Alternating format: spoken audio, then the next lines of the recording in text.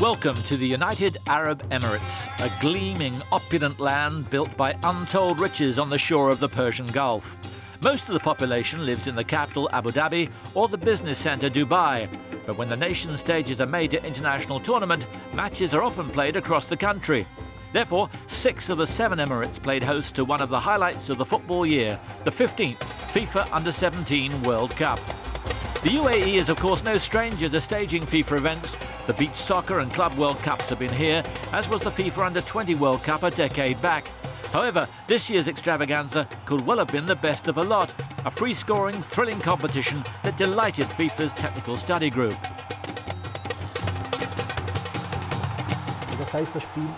We've seen an attacking playing style throughout, and the message we take from this is that coaches today are playing to win.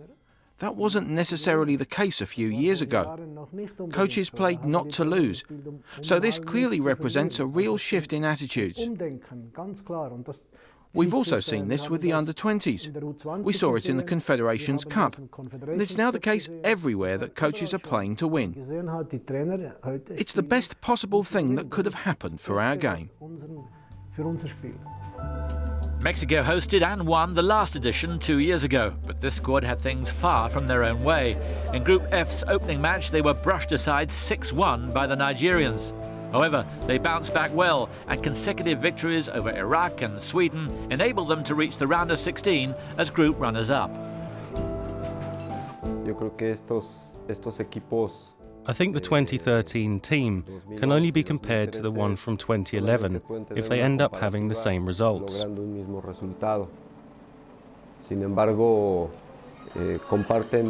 Saying that, they do share many things in the way they go about their game.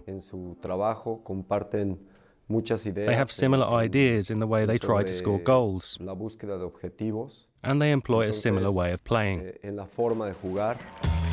Raúl Gutiérrez was in charge when Mexico were crowned champions in 2011, and the coach, a former senior international himself, was instrumental in helping his young charges regain their confidence.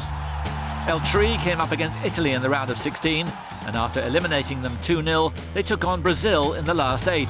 In their 4 games up to that point, the young Seleção had scored 18 goals. This time, Brazil struggled to come from behind to level the score at 1 each. There's no extra time at under-17 level, so it was straight to spot kicks. With the scores level after a total of 22 penalties, those who took the very first 2 were back in the spotlight.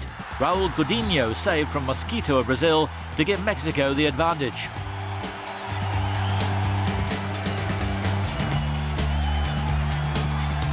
And then his teammate Alejandro Diaz held his nerve to send Mexico to the last 4.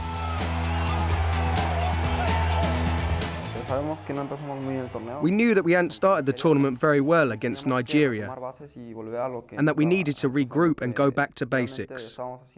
We needed to work on what we were doing well. I think the unity of the group has been instrumental in this situation, and our unity helped us so much in regaining our confidence.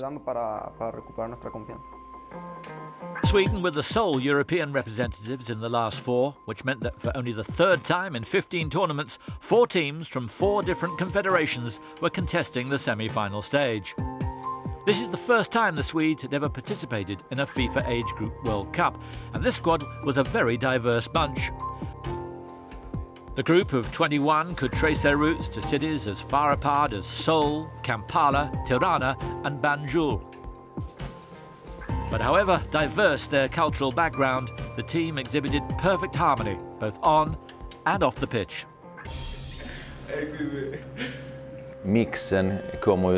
It's not something we think about a great deal.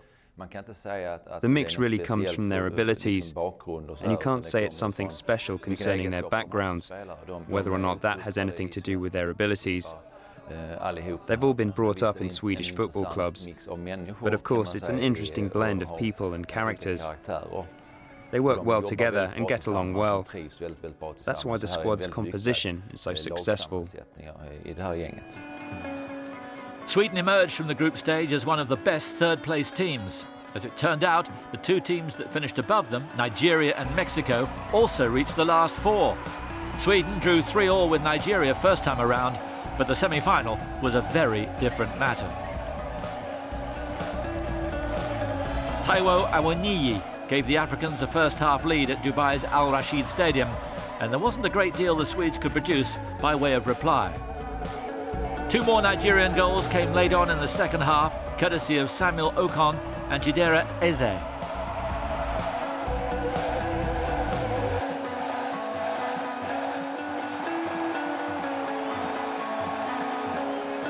"3-0 the final score. For the 7th time, no less, the Golden Eaglets had reached the FIFA U-17 World Cup final.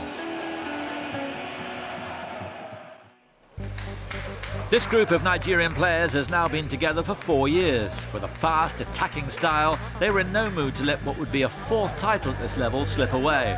In fact, after a number of fallow years, even the greats of the Nigerian game were taking notice of this squad's immense potential. Look at the teams that have been more successful. They have been the ones who have been able to still stay compact as a team and still have those individual players who can now make the difference by this exceptional play.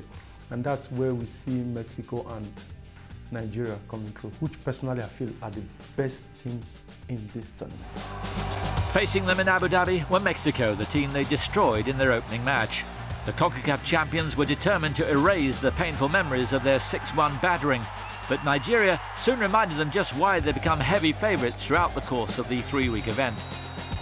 Eric Aguirre's first-half own goal was followed by a tap-in from player of the tournament, Kelechi Iheanacho, early in the second period. And with less than 10 minutes left, captain Mohamed Musa sealed Nigeria's 3-0 win with a superb strike.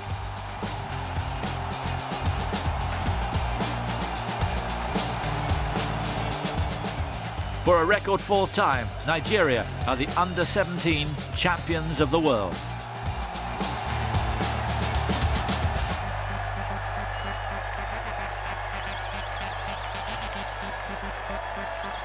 From beginning, the way we plan to come here, since from our qualifiers matches we play in Africa and the African Cup of Nations itself we play. So we come to the World Cup as well organized. We organize a lot of things before we come. That is why we be champion today. There's no guarantee that this team will eventually be able to translate their victory here into success at a more senior level, but we might just be watching the start of a new era for Nigerian football.